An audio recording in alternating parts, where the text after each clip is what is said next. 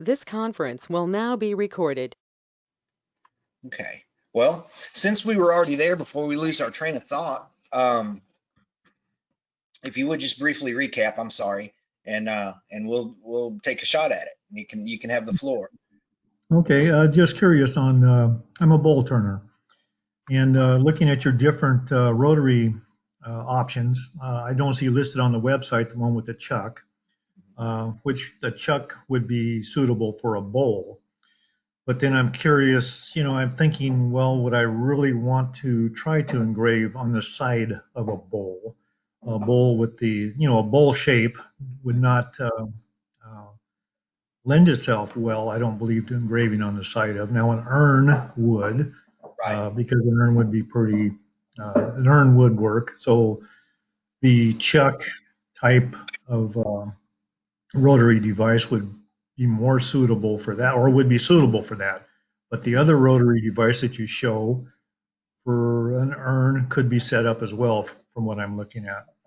So anyway, so I'm kind of kicking myself around as far as trying to make sense to myself some. I'm asking myself questions on what do I really want to engrave? Do I really want to engrave on a bowl? Bottom of a bowl, not an issue. I can engrave on the bottom of the bowl. Now, when it comes to a platter, sometimes I would want to engrave in the inside of a platter. The platter would not be the same level on the inside. It'd be bowl-shaped on the inside, or the edges would be higher. So if I'm engraving on the inside of the platter with a design, say a moose, a bear, whatever, and when the machine returns to the home position, I would be crashing the head of the laser, Yeah. So trying to get to the home position. right. So let's do that one first because that's easy. There's a way in the software where it will stop when it's done, and you can kind of control the boundaries and where it's able to go. So you can overcome that with the motion planning. Okay. The rotary thing, if any rotary in the world to do anything, these will do it. I get it about the bowls being a lot shorter than they are wide, and I think that's where the problem comes in because the urn is longer, more cylindrical. If I had an approximation of that bowl and I could experiment, Jason will be able to answer that better. But I'm sure there's a way to do it. The inside, I think, won't be a problem. The bottom, of course, is not a problem. But I think that we could be ingenious enough to figure out a way to get a bowl to turn, whether it be a chuck or a modification or something Jason comes Hey, up Brian. with. Yeah, man. Hey, I'm posting in the chat. I'm posting a link to a YouTube video I did of doing an actual urn with the rotary. Okay. All right. I heard him asking about that. Okay. Cool. Okay, and that's with the rotary and not a chuck. Is that correct? That's Yes, it's with the Roto Boss, which is the new one that Thunder just took on, with the dual adjustable sides. Okay. Yeah, and that's like I said, I'm questioning myself on really do I want to be able to laser on the side of a bowl? What do you have an example of the profile of one of these bowls? Do you have? Bowl. Look at your cereal bowl. Okay. There you go. Okay. Yeah. Now with something like that, I'd be interested to see if it could be done. I've never done it. I know people have done dog bowls, and they have a taper on the inside as well. But to actually turn something like that in an angle that would be conducive to putting an engraving on it may be a little tricky. Yeah, I can see where if we wanted to just do a straight line would be okay, but to try to actually have an engraving that was of the contour of the bowl, then you're changing the height consistently, which would be typically you'd use a well, like for me, I use a 4-inch lens. Yeah. Focus a 4-inch lens a little bit off focus of the highest point of the object, and that way, as it passes over, the beam is still dense enough at a point to where, I mean, you'd have to troubleshoot this and figure out where your breaking point is. because at some point, the one way or the other, it's going to be starting to get blurry as Right. the beam goes out of focus. So you'd have to figure out, well, can I do 2 inches? Can I do 3 inches? You know, Yeah.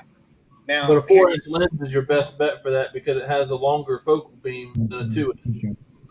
So that's the yeah. advantage of the 4-inch lens. It gives you, that was some of my other questions I was going to have was about the lenses, but go ahead. Yep. Okay. Um, Jason's on the right track there. Definitely use the 4-inch lens. Now think about this for a minute.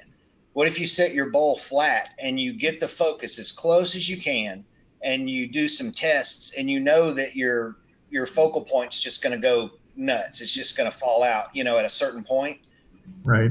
Like the effect, it might be a good effect, and depending on the design, you could adjust your artwork to compensate for that instead of vice versa. So you might come up with some neat effects by doing just that Yeah, without even turning.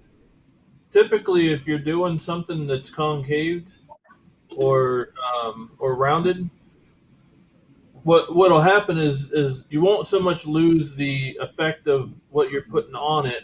It's just the engraving won't be perpendicular to the surface anymore.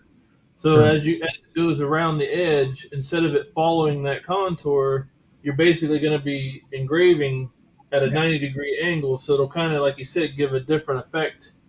yeah, So the letters will kind of start going deeper and deeper on the edges as it goes in, because the beam obviously can't form around the bowl as it goes to have a 90-degree contact surface.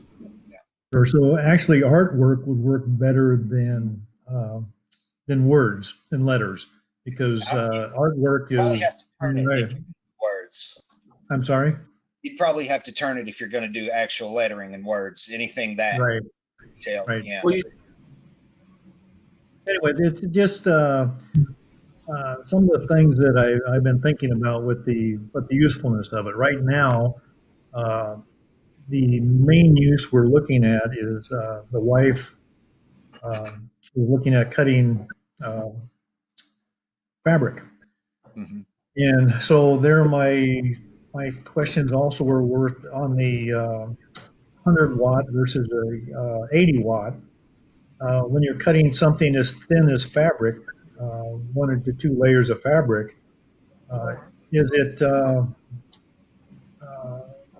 exciting the laser getting it up and firing? Is 100 watt at its minimum? Is it too hot for a single layer of fabric? No, you're on the borderline though. I mean, um, the speed difference is negligible between the 80 and the 100 if you went with the 80. So, it could become a moot point.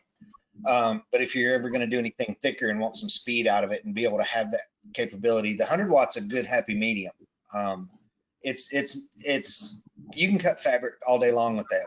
I mean, people are cutting fabric with the 130s, so that's not really a thing. There are some issues. You're right. The striking voltage, the ionization threshold is different. It's higher as you go up higher with the tube because of the physical characteristics of the tube.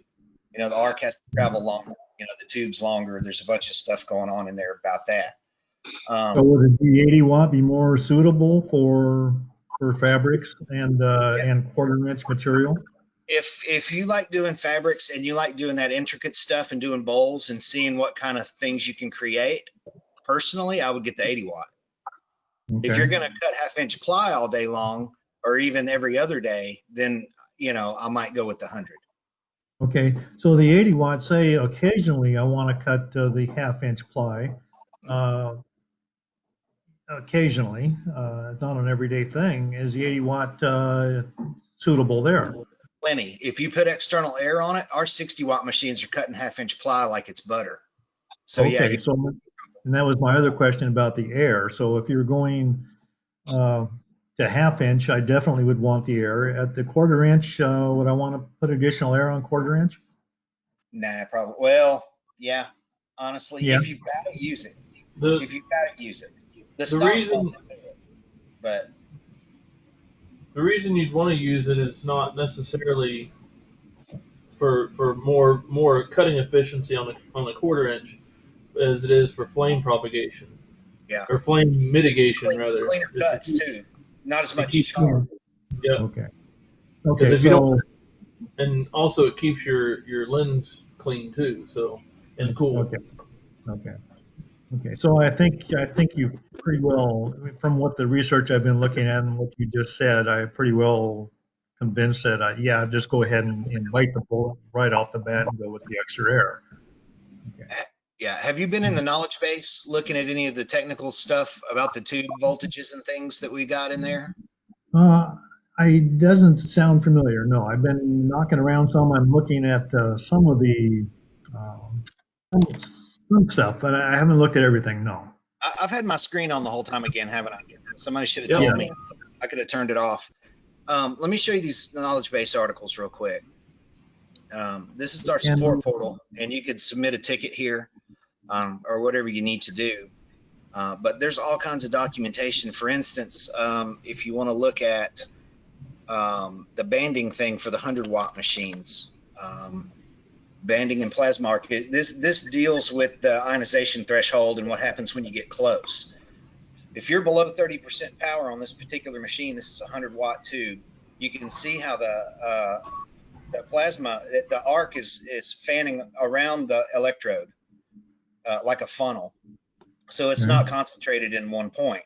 And we found that you get banding when that happens, where you get lighter places and darker places on the wood. okay, So what we found is if you get above 29%, it cleans up and looks like it's supposed to. Now, this doesn't matter if this dances all over the electrode. That's fine. It's going to jump around, but it needs to maintain this density, and not be like that. That's where it's not quite stable.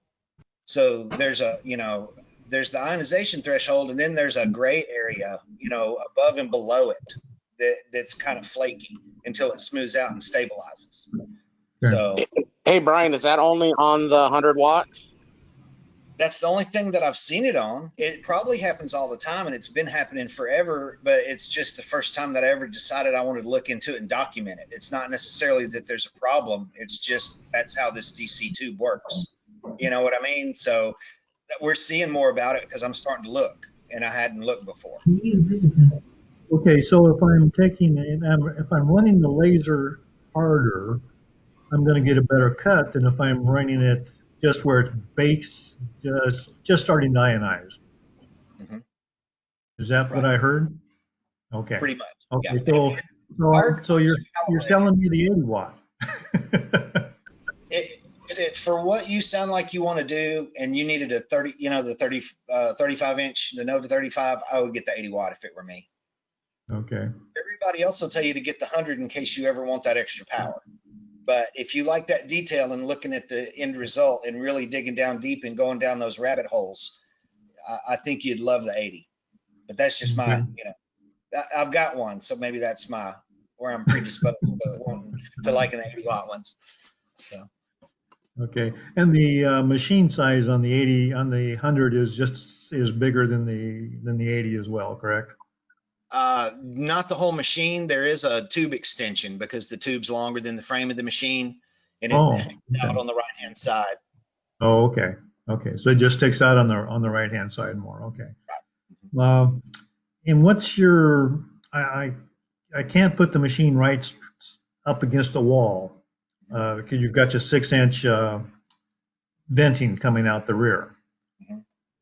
Can that venting be changed to the side instead of to the rear? Well, you can run it out the rear and move it to the side, but no, the exhaust port is welded in place in the center of the rear of the machine. Okay. But it is recessed. So you can make that turn and you're not going to lose any real estate.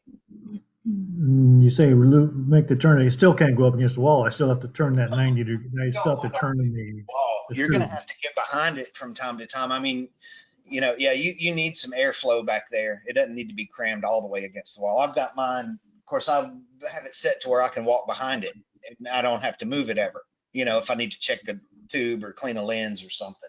But at least, 1.5 feet, probably. Okay. So some of the lens cleaning has to be done from the rear then? Not just well, from the front? you can do it from the side, but I get behind mine a lot. Okay.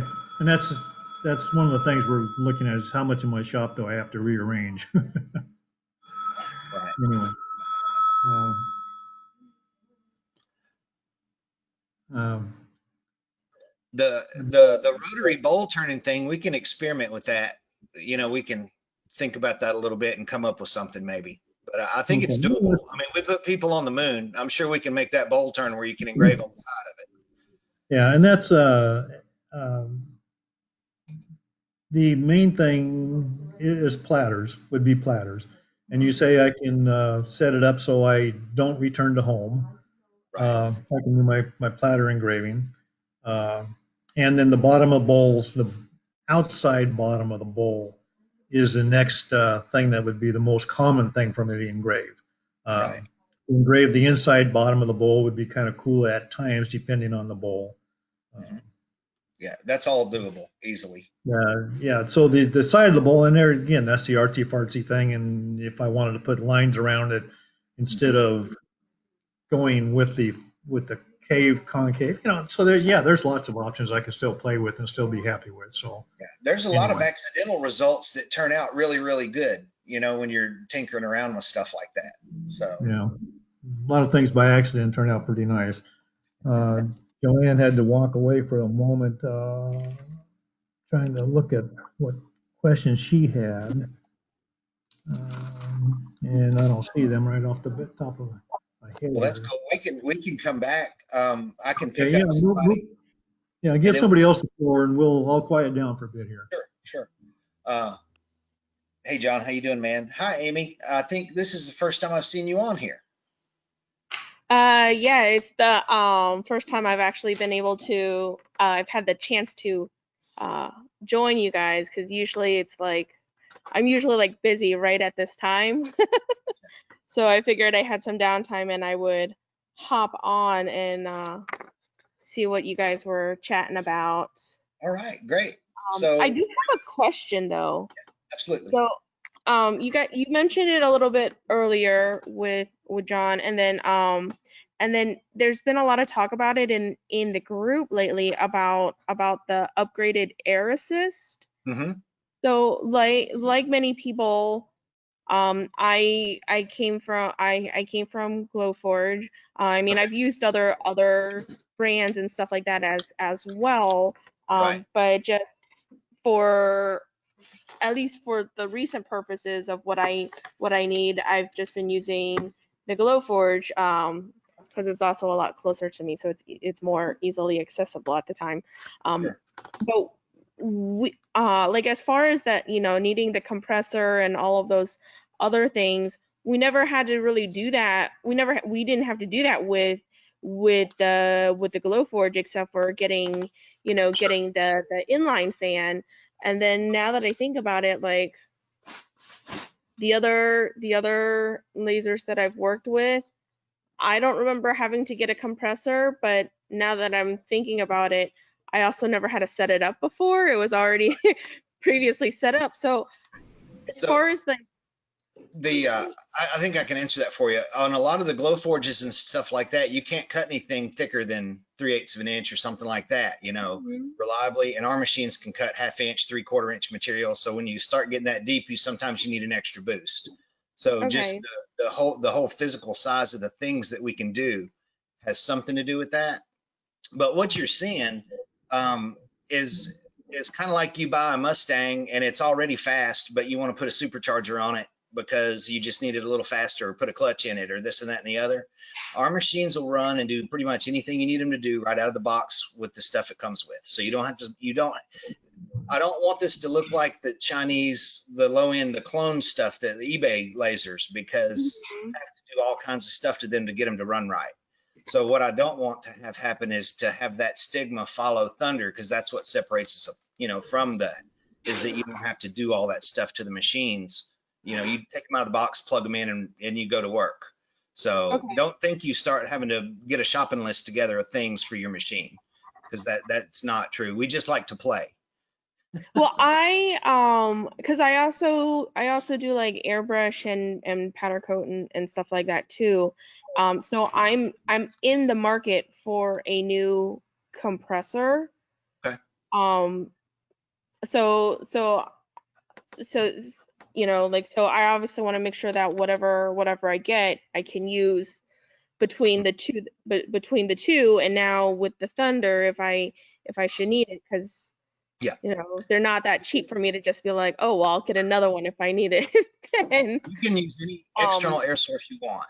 Anything. If you already have a okay. compressor, you can use it. If if you have a big, huge one in your shop and you want to run a line, you can use it. It doesn't really matter. So, it'll do any air. It doesn't affect how the machine operates by what the air supply is.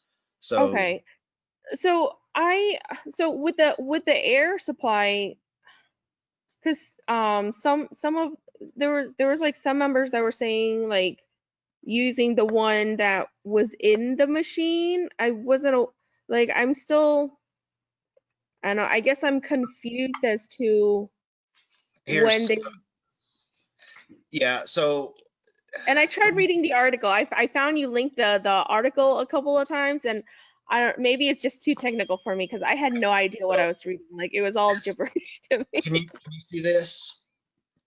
Can you Yes. see that pump? Okay, that's the air pump that comes with the Thunder Laser. And Okay. for most of the stuff that people do, a lot of people still have those. Okay. Okay. And it'll run. But this is an aquarium pump. This is an industrial strength aquarium aerator for fish, is what its original intention is. But it works so well, and it's a good brand. And this is just what everybody goes with. And like I say, it will work fine.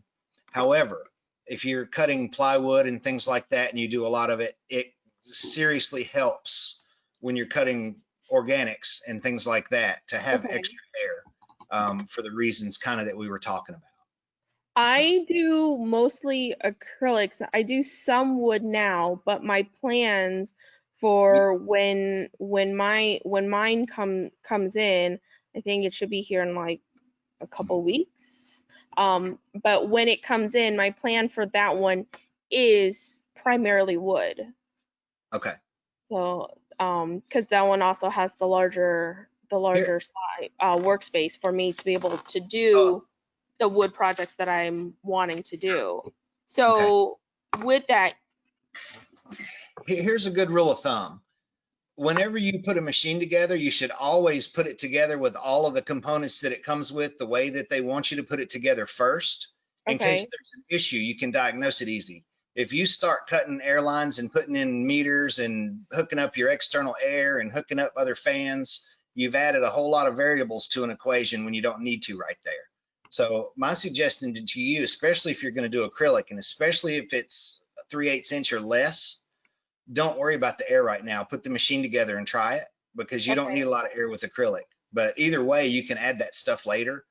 But That wouldn't be if it's gonna be cutting mostly wood, then should I be? what thickness would. I mean, if you're cutting 1/16 inch thick stuff, then probably not. But if you're going to cut Um, 1/4 inch, 3/8, 1/2 inch, it'll be, I don't know how much half inch, but it'll be mostly half 1/4 inch. well, you'll cut more effectively with 1/4 inch. I would say you'd want external air. Okay. So then I should be getting like the little, all those other, the plugs and whatchamahoots. Well, you do need a water separator and a regulator on it for sure, which is the Okay. thing with the gauge on it, and Mm-hmm. some sort of air compressor at a minimum. That's what you would need. Sorry, can you say that last part again? Yeah, the minimum that you would need would be that regulator, the water separator, Mm-hmm. and whatever your air supply is, whatever compressor you have or decide to get. Okay. I was looking at that that California one that everyone's been posting about.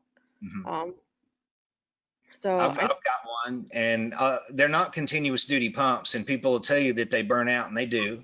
oh, I mean, really? they do. Everything does. All Yeah. it's mechanical.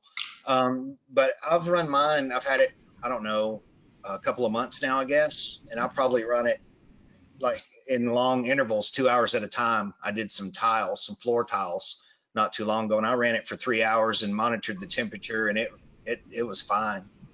But if you're Okay. going to run it 12 hours a day, 7 days a week, you don't want to get a $200 air compressor. But I have a feeling it would probably do you just fine, and you could use it for your airbrushing too.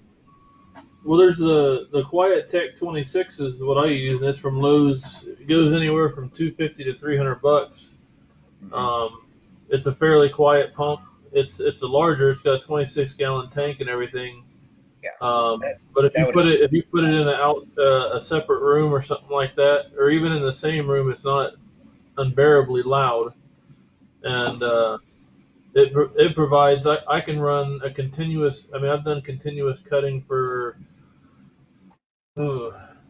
anywhere from 4 to 6 hours consistent, and I can maintain anywhere from 60 to 80 psi with that compressor. Yeah. So I mean, it's not a continuous duty pump by any means either. Don't get me wrong, Yeah. but it's easier to push the limits when you have a reserve, a larger reserve in your for a tank. And it's like anything else. You can get a $26 water separator and regulator, or you could get a $125 one. You know, you could get a $200 compressor, you get a $2,000 compressor. It sounds to me like if you're doing that, you know, making those kinds of things and doing your airbrushing and stuff like that, that Cali Air ought to be great for you, or the one that Jason talked about. Now, you remember Gary got one of those Ford Ultra Quiets. Did y'all see Yeah. that? Did you see that, Jason? Uh-uh. It burned out on him.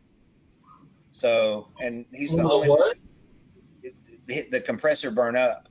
That Which one? Ford, What compressor? it was a Ford Ultra Quiet. He got it right before he upgraded machines. Well, it's got And, the word Ford in it, so that's part of the problem. well, I mean, I'm sure it probably wasn't made by them, but Yeah, but I'm sure it didn't help. yeah, yeah. But I haven't heard of anybody recently with a Cali Air having any problems. And I know people have been buying them up because it's in the article. And maybe we need to call Cali Air and work out something with them. Get a deal or something. I don't That know. must have been a Dodge guy that's just disparaging the Fords anyway. So, Yeah, nail on the head there. did I confuse you enough, Amy? Yes and no. I One think. of the, Sorry, go ahead. well, Amy, one of the things to consider that you say you came from a Glowforge. The Glowforge has a fan that's the air assist that runs continually. It's not something that can be adjusted. On Right. the Thunder, you can adjust the air to uh, regulate your cut or refine your cut, or you guys are better to speak to that than I am, but it's something that you can adjust to work with versus the Glowforge with you get what you get, which ain't much.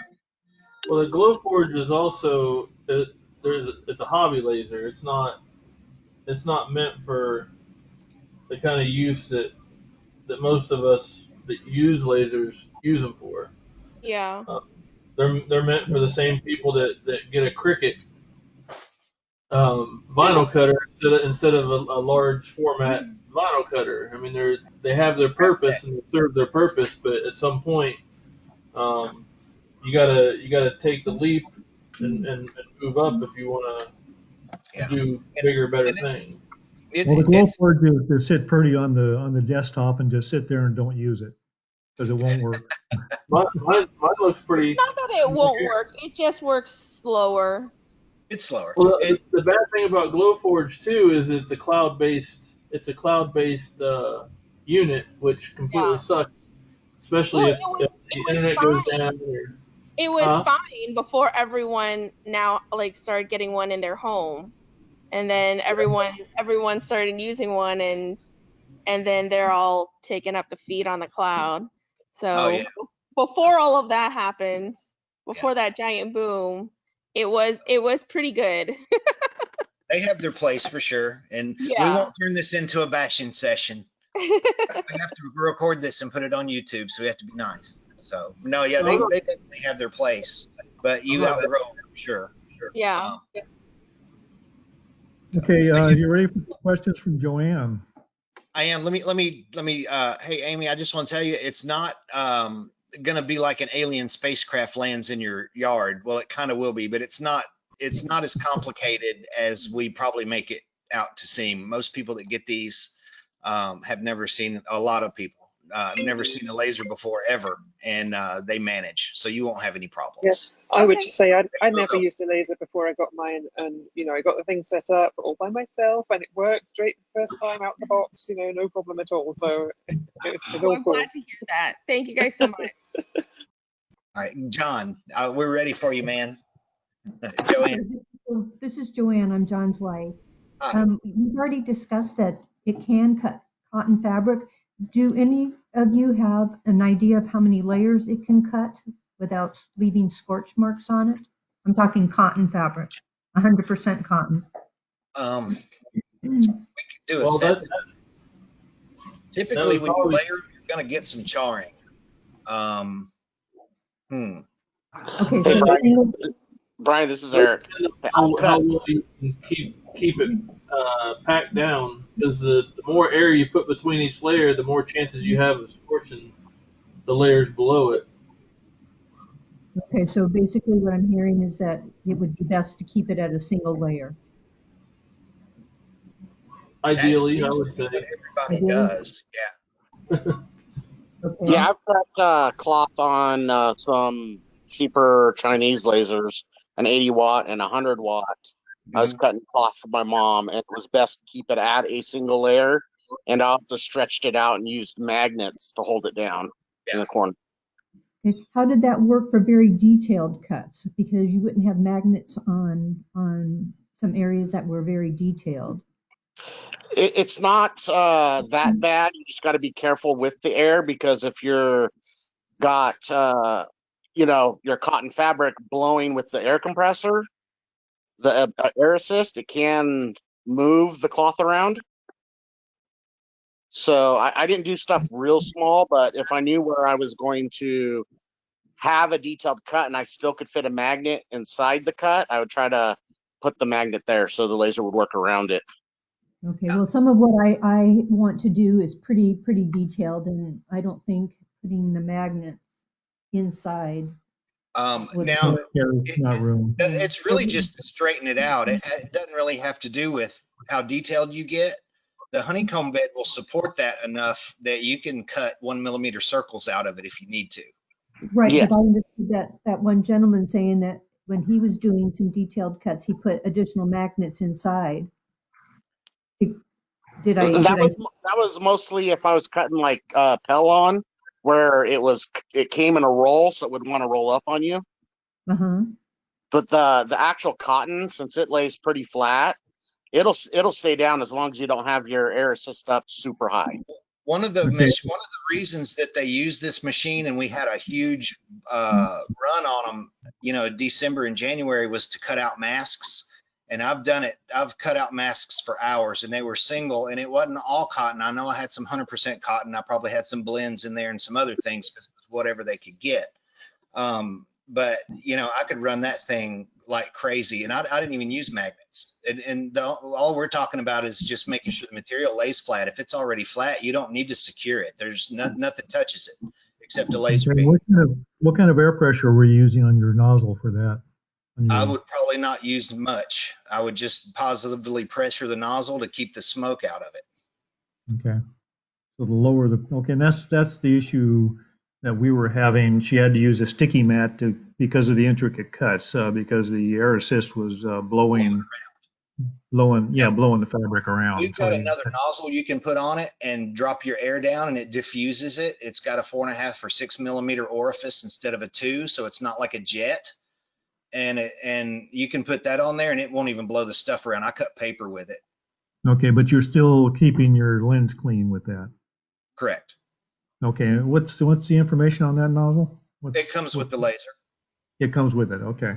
It's, Okay, and that's the other thing on the nozzles.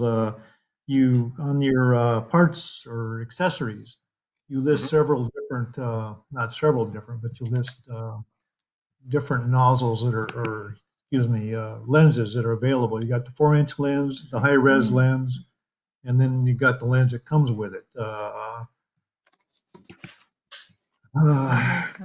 What's and if you buy the high-res lens, you still get the lens that normal comes with it. Is that correct? right. It comes with a stock 2-inch lens. It's got a 2-inch. 50.8 millimeter focal point. And that's good. That's a good all around lens. Most every laser in the world comes with a stock 2-inch lens, and it's your Swiss Army knife. It'll handle most things. If you want to do some specific things better, that's what the other lenses are for. The high resolution lens can get you excess of 1,000 DPI or 1,000 lines per inch resolution on your engravings.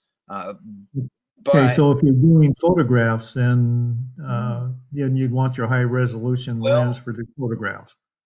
well, that's where the rabbit hole is. I mean, a lot of engraving, even real fine detailed engraving, especially if you're dithering, you're doing it, 300 or 400. You're not even reaching the capabilities of the stock lens. Okay. So here's my take on that, and this is probably why I'm no good at doing pictures. When you get good enough to do pictures that you realize your laser can't give you the resolution that you need anymore because you can push the envelope and get it higher, that's when I would buy that lens, not the other way around. You wouldn't start with it. Right. I would learn photographs first before I introduce that because it's tricky to dial in. Okay. And then how about your 4-inch lens versus a standard 2-inch lens that comes with? If you're not cutting anything, half inch or bigger a lot, I don't know. It's handy because you can focus deeper in material. If you cut thicker, it's mostly for thicker materials. If you're 10 millimeters or less, you shouldn't need to worry about it. If you're just engraving, you shouldn't need to worry about it. It's just a cutting head. Okay. Someone mentioned earlier when we were talking about bowls about using the 4-inch lens because of the curvature of the bowl. Mm-hmm. Yeah. Yes. Okay. So that would be. That's that 4-inch lens. And what we're talking about is you have a wider focal plane, so it doesn't get out of focus so quickly. So that even though you're gonna go out of focus, you can maybe try to contain it and still get a decent image out of it. Okay. So give you longer focal length, basically.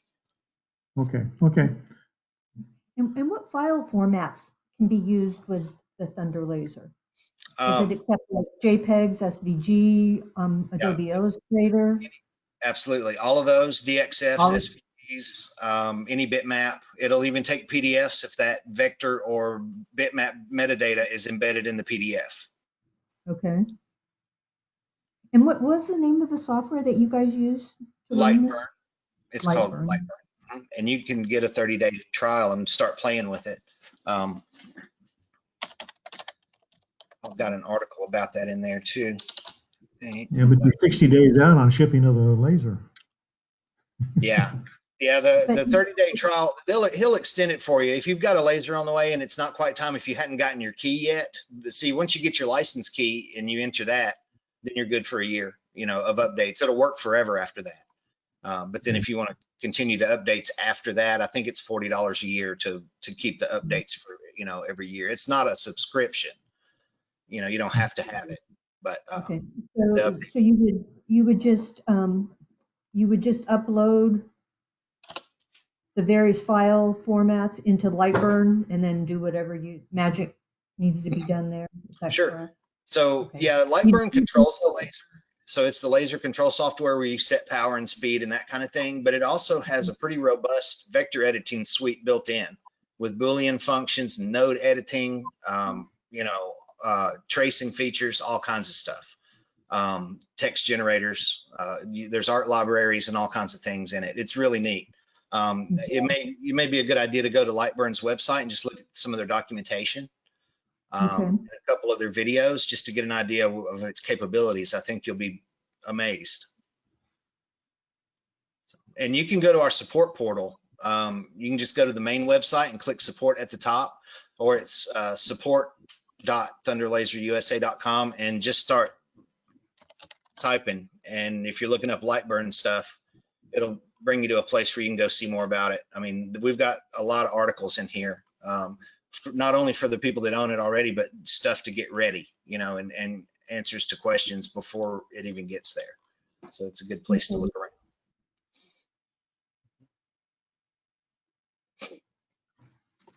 And you do have a telephone number to call and talk.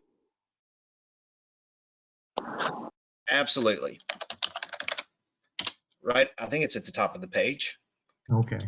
Yeah, and it's on the support site as well. Yeah. Yeah, there's a Okay. phone number there, and then if you go to support, well, it's going to take me in the backside. I gotta do this. I'm logged in. How long have you been selling these lasers? So Thunder Laser USA has been around, I don't know, 5.5 or 6 years in the US. Prior to that, China sold in the US directly for probably 10 years or so, I'd say. So they've been around. They're a global company. They're all over the world. And the US distributorship's been around for 5 years or so. Okay. Okay. And what is your single biggest issue you see that people have with these lasers? They don't get there fast enough, and they're unsure about power and speed settings. Those are the two biggest things I think that I hear. So Okay, so not- really just power, them getting comfortable with how to dial in their power and speed. Right. The uncertainty is really what comes out more than anything. I mean, you know, everybody has their problem. You know, there'll be a switch. We might have a bad switch sometimes, you know, something like that, something minor, or somebody hit the emergency stop and didn't release it, or forgot to turn on something, you know, little simple things. But, you know, honestly, I don't get as many requests as I thought. And I probably shouldn't say that because we're growing and we're constantly getting people. I'm going to be bombarded. But it's really not, you know, we don't get a whole lot. The self-help resources that they've amassed over the time that they've been around and the stuff that we've added seems to be about 90% of what you need, other than a little reassurance. And I do need to get in every once in a while and remote in and make some settings changes and check things. And of course, we're there for that too, for remote sessions. So There are some Thunder material libraries as well that they supply, and it just gives you a really good starting point for, right. you know, you just throw a bit of wood in there and you go to the library for your wattage, and you can stick that directly into Lightburn, which just gives you a good starting area. And we've got the libraries for all the machines. And then we've also got workflows and best practices for doing different materials. 3D relief engraving on acrylic. We've got a workflow, and a lot of these I show you how to do it from start to finish. You can watch these workflows and stuff, and you can actually just follow along. Here's some test ones that we've done. So, you know, there's all kinds of stuff in there. I probably got off track a little, Joanne. I'm sorry. No, that's okay. That's okay. Where's your port of entry? Where do they come in from when they delivered out of China? What port do they come into? We use a third-party logistics, and that's in Los Angeles, right near the port over there. Okay, Near we're in Alaska, and I was just so you provide shipping to the lower 48, but not that. There may be another obstacle or two, but we do machines there. That's not an issue. So well, I understand that. Yeah, you'll sell me a machine, but I have to pay for freight. Where if I'm in Seattle, I don't pay for freight; it's already included in the price. Gotcha. And yeah. So for coming to Alaska, I mean, if you already have freight for the lower 48 built into the prices, is there some credit given to us? You know, honestly, that'd probably be a Grant question. Who's Grant? Grant is our sales manager. Oh, here he is. Hey, how's it going? Hey, Grant. Hey, Grant. So the price differs depending on which machine. I know off the top of my head, the 35 is about $1,000. It also depends on your zip code, but it's additional on top of the machine price. Okay. Okay. Yeah, we're right outside of Anchorage, so. Okay. And unfortunately, well, we are familiar with having equipment shipped up. We used to, yeah. Anyway. Yeah, definitely shoot me an email, and we can get you started up with a quote and figure out zip codes and shipping costs, things like that. Okay, so what's your email? My email is Grant, Grant, and then at thunderlaserusa.com. Just my name and our website. Thunderlaser. Yeah, USA. okay, Grant. Yeah, I've got an email from you when you answered a few of my questions here. So. Awesome. Okay. Okay, so I guess by today's conversation, we're looking at a 3580 watt. Probably what we're looking at. Okay, we'll shoot you an email and see what we can work out. All right. If All right. depends on what the stock market does today. And we're still looking at for an 80 watt, we're looking at mid January. I'd have to go look. I don't have my stuff in front of me right now, but most of the machines are at January right now. Yeah. Okay. And yeah, how much when you get the machine in from the port, what do you guys do at your local before you? What kind of magic do you do to them before you recreate them and ship them to us? Nothing. We don't touch them. The last person that touched your machine was Chinese. They come ready to run right out of the box. We don't have to take them into our warehouses and tear them all apart and put them back together. Okay. So are you in LA also? I'm sorry? Are you guys based in Los Angeles also? No, our main headquarters is in Quitman, Texas. Okay. And I'm actually in the Support and Innovation Labs in Tennessee. And then we have demo partners all over the country. But we're not using those due to current conditions. Okay. Understandable. Got anything else, Joe? No, let me look at my notes. All right. I tell you, I see a few other new people in here. Let me touch base and see if anyone has anything. I see Darlene, Amy, we've talked to. Steve, looks like Steve. Eric, I'm sorry I didn't get you in. I got your message. I'll get with you about that banding thing. Just want to see if anybody else. I gotta run soon, so. Huh? I just got to run soon. I got called into the office, so. Gotcha. Yeah. So all right, the banding thing. Let me go back to the document. It's not really I mean, it's an anomaly, but it's not really, it did cause an issue here. And that's what we were looking for. And I went to Kentucky to go look at this. And we figured out that that's what it was. We put a power supply in it. We put, all kinds of stuff in it. And we were looking at the tube, and this is what we figured. It's just the nature of a DC excited glass tube, just being DC excited and having that ionization threshold. I don't know that it's an issue. Have you seen anything on your stuff or oh, you haven't gotten your machine yet? Yeah, I don't get mine until December, so. But I had switched from the 130 to the 100, and now this came up on the 100 tube. So I'm wondering if I did these tests on the 130 watt machine, I'd probably find the same thing. You know what I'm saying? I don't think it caused a problem in this particular instance, and I don't really know why.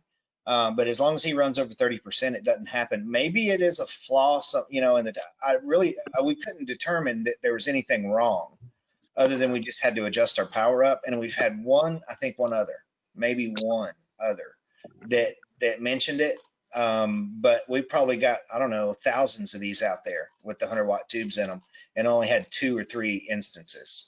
So it's not widespread and it's not recurring. I think it's just a quirk. Okay, I was just curious because I don't know if everything I can run under 100 or 30%. So no, people are engraving glass with these things, at 12 and 15%. Chris Lacasio's machine is a 100%. You ought to see some of the stuff he does. And I know he probably runs at the lower end of the threshold. That's his stuff is the reason I switched back from the 130 to 100. Okay, yeah. No, you won't have any problem. You don't put too much into that article. I didn't mean to instill fear. I'm just doing research. Okay, I was just concerned because I'm like, well, I'm going to be probably operating under that percentage, and yeah. So that actually prompted us to start looking at what the power output was on the power supply, because that's, the tube power is nonlinear. There's all kinds of physics that's going on in there that makes it crazy. But see, we've been collecting data and it all looks good on those 100 watt tubes. And the power supplies, we're doing tests on that and everything just to confirm that everything's all right. But see, we've got a lot of documentation in here. We try to keep our finger on the pulse of what's going on with these things. But we haven't come up with anything else. I mean, I've been trying to dig pretty deep. I don't know how much deeper I can dig, and I'm coming up with nothing. So, Okay. I just didn't want to spend all that money and then not be able to do what I wanted to do. no, it'll do what you want it to do. All right. Just curiosity, if I have a 130 watt machine, but I'm down there running it at 20% all the time, is my tube going to last longer? If I'm not discounting the ionization and the getting the thing up and running. Right. Does the tube last longer running it not as hard? Well, you know, as with anything, it kind of will. I think the destabilization of the gases that occurs and the long-term known issues, or why the tube is degrading anyway, is because the electrodes in there are tantalum, and when that arc hits it, it vaporizes that metal and deposits it on the inside of the tube. So it starts depositing tantalum vapor all over the tube, and over the years, that's one of the main reasons that they start to die. So running them softer means that you don't get as much spalling, which means you're not going to produce as much of that electrode being deposited. So running them harder, of course you will. Now that said, people run their machines hard, and some people run them at 100%, and our power supplies are tuned to the tubes. So we're immune from that thing you see on a lot of the eBay laser stuff about they got to put a meter on there and watch their current all the time. And we've got that programmed in where, you know, as a safeguard, we've got caps built into the configuration file. So you won't overdrive your tube. You won't prematurely degrade your tube. But yeah, the lighter you run it, the more it'll last. Now there's a diminishing return there, because if you just let it sit and never run it, you're not re-energizing in those gases in there and keeping them mixed up and that kind of thing. And a tube will sit on the shelf and die. It's got a shelf life. It's got a finite life, even if you never fire it. Okay.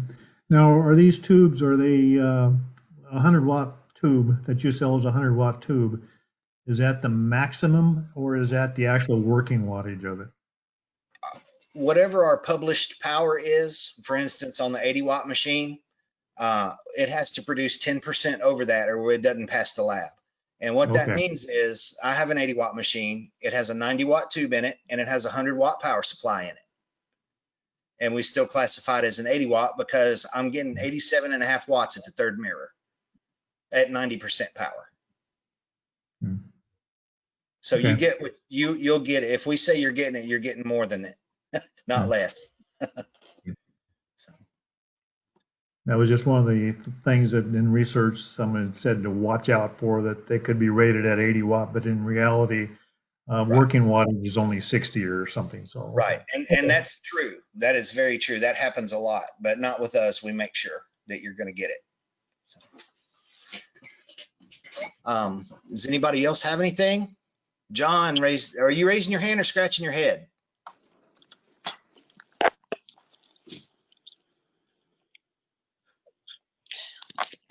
This is Darlene. Hey, Darlene. Hi. I had a question. I have a 51-130 ordered, and I just started hearing about if you want fine detail, maybe it's better to have 100 watt. And y'all may have addressed that. I came on about 5 minutes late. Okay. But my machine is probably not going to run hard all the time. I would like, we might cut 3/4 inch material some. Mm-hmm. But as far as detail, am I better off to have the 100 watt than the 130, or? No, I don't think so. It depends on what you're going to do. If you're doing cutting boards and all the stuff that you see out there in mugs and logos on cups and things like that, the general stuff, I don't think there's people doing that on their 130s all day long. You know, there's guys engraving acrylic and glass and getting really good results out of that too. It's harder to dial in.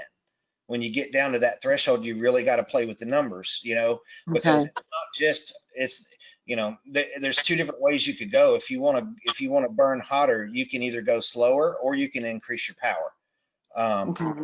Or you could go, way hot and go really fast. I mean, it's a rabbit hole with speed and power. Okay. But I didn't want to scare everybody off the 130 watt tubes either, so I guess I managed to do that. No, Okay. And is it too hard on right now? We're making some boxes that they're like solo cup holders, and my dad is cutting the material on I have a Glowforge Pro. He's Okay. cutting material on saw, and then I'm engraving on it on the pieces before they're assembled. But it would be much better if we could go ahead and assemble them. They'll be about 5 inches or 5.5 inches tall. Okay. So I could go ahead and do them after they're assembled. But is it, there is one part on the front that has a curve at the bottom. So I should be able to cut 3/4 without any problem with the 130. Yeah, you'd want the 130 if that's gonna be your material. And I'd say external air if you don't. Okay. Is that too hard on the machine or? No. Okay. That's why people buy those, so they can cut that kind of stuff. Okay. All right. Thank you. You're very welcome. Do you have any other questions? I can't think of anything right now. Okay. All right. Well, if you do, just let us know. You could give us an email or give us a call, and we'll be glad to answer them that way too. Okay. Maybe where do I find are there videos and things of people actually doing various projects and things on the machines that? Yeah, you can go. There's some that are published here on our support site, and you can get to that from our main website if you want. Like for instance, here's a powder coated tumbler workflow, and I go from start to finish. Okay. There's also a setup video, but I go through designing it, putting it on there, scaling it, making the settings, everything. So you can basically follow this into a cup. Same way with these. Yeah, you can do this. You can do 3D engraving, and I go through. I show you the settings and everything. Okay, great. I'll look that up. Our YouTube channel is a good place to go too, and you can get to that from our main page. There's a little icon at the top. Okay. Also check out, if you haven't, the Facebook groups, the Thunder Laser, the global. I have been looking at those. Okay. All righty. Yeah, that's an awesome resource from the community. They're always showing off their stuff. Okay. All right. Thank you. You're very welcome. So, looks like I only got about 2 more minutes, and I'm gonna have to jump off. Does anybody else have anything? Okay. Hey, Brian, can you hear me? I can. I just wanted to, I don't know if Amy's still on. I've had my machine about 6 weeks, and I've probably burned down half a forest. And I have the stock setup with the air pump that came with the laser, and I cut 90% 1/4 inch plywood, and I don't have any problem. So she was questioning the air assist for 1/4 inch, the stock machine, and I have a 24. The stock machine works fine, and with the stock air compressor, 1/4 inch plywood, that's 90% of what I cut, and it cuts easy. So you're still using to the go out, air, just the air that came with the machine. Right. The included. That's correct. Okay. The included, and that's all I thought about buying a compressor. I said, but let me try, like Brian suggested before, put the machine together the way it comes, try it, and then see what you need. But I cut 1/4 inch pretty much all the time, and it's not a problem. I've got the 24 as well, and I also do 1/4 inch ply, not a problem. And the thing's in my dining room, so I'm not putting a compressor in here, so I'm all completely standard. So when would you guys I think maybe just the whole thing of needing the air assist is what's throwing me a little bit. Like, if you do, because I think I read somewhere, somebody said that if they do a lot of engraves or something like that, that they would use it then too. I don't do I don't do that many engraves, but I don't know, I might in the future, but right now it's just primarily cut or nothing at all. Yeah, and the machines as they come will do that. And there's dual stage air assist on there, and you know, you can set whether you want to have high stage air or low stage air. You're always going to use air assist on a Thunder Laser no matter what. It'll just be whether you want to tune it in or not. So Okay.